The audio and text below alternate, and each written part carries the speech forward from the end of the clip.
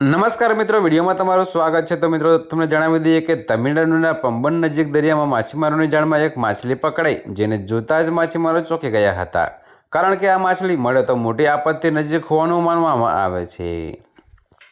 જી હા મિત્રો, તો તમને વધુમાં એ પણ જણાવી દઈએ કે સોમવારે માછીમારોને આ દુર્લભ માછલી મળી, જેને ડ્રુમ્બસડે ફિશ કહેવામાં આવે છે। તો માછીમારો રવિવારે રામેશ્વરના બંદરે માછીમારી કરવા માટે નીકળ્યા હતા અને મન્નારના અખાત પાસે માછીમારી કરીને પાછા ફર્યા હતા।